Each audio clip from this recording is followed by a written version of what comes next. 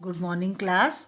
आज हम साइंस की 9th साइंस से चैप्टर कार्य और ऊर्जा का अगला टॉपिक पढ़ेंगे। हमने ऊर्जा समझा था और ऊर्जा के प्रकार दो हुए। एक स्थितिज ऊर्जा हमने समझा था। एक स्थितिज ऊर्जा, दो प्रकार, और दूसरा गतिज ऊर्जा। दूसरा प्रकार हमने पढ़ा था, एक स्थितिज ऊर्जा और दूसरा गतिज ऊर्जा। स्थितिज ऊर्जा को मैं फिर एक बार आपके पास रिवाइज करूंगी। किसी वस्तु पर किए गए कार्य के कारण उसमें ऊर्जा संचित हो जाती है। यह संचित ऊर्जा वस्तु की स्थितिज ऊर्जा कहलाती है। हमने ये समझा था कि किसी वस्तु पर किए गए कार्य के कारण, कोई वस्तु है, इस वस्तु पर कोई कार्य यदि हम करते हैं तो इस कार्य के कारण उसमें ऊर्जा संचित हो जाती है। उस कार्य के कारण इस वस्तु में ऊर्जा संचित हो जाती है। यह संचित ऊर्जा ही हमारे कार्य करने के कारण जो संचित रहती है ऊर्जा इसमें, वह कहलाती है स्थितिज ऊर्जा। और गुरुत्वाकर्षण बल के कारण हम किसे बोलेंगे? गतिज ऊर्जा हम किसे कहेंगे?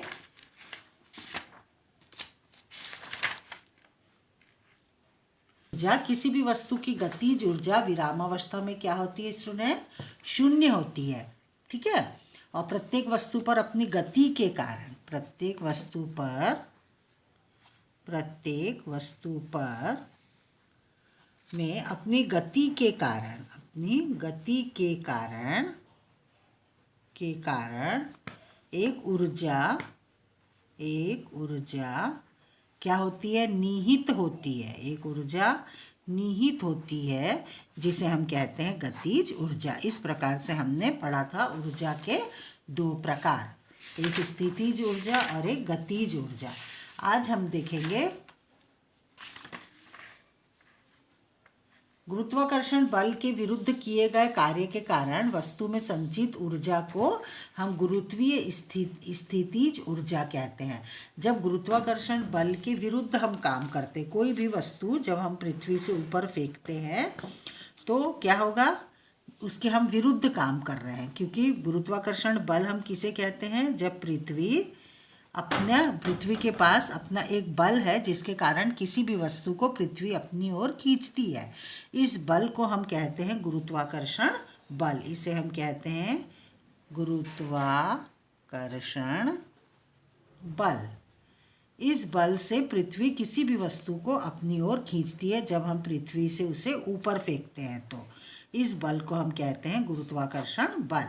किंतु जब हम इसके विरुद्ध काम करते हैं, गुरुत्वाकर्षण बल के विरुद्ध हम कार्य करते हैं, तो गुरुत्वाकर्षण बल के विरुद्ध किए गए कार्य के कारण, इस गुरुत्वाकर्षण बल के विरुद्ध कार्य करने के कारण वस्तु में संचित ऊर्जा को, इस वस्तु में, जिस वस्तु पर हम गुरुत्वाकर्षण बल के विरुद्ध कार्य कर रहे हैं, तो उस वस्तु में जो संचित ऊर्जा होगी उसे कहते हैं गुरुत्वीय संचित ऊर्जा।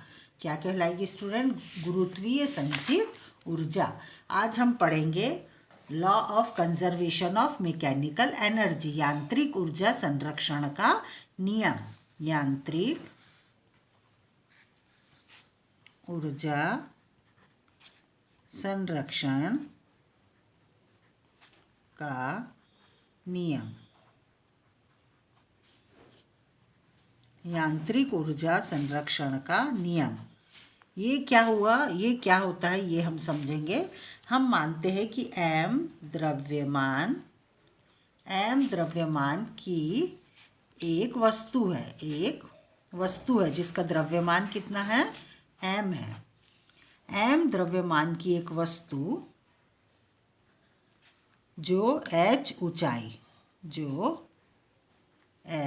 ऊंचाई से हम क्या करते हैं? उसे गिराई जाती है। वह h ऊंचाई से वह वस्तु को स्वतंत्रतापूर्वक गिराई जाती है।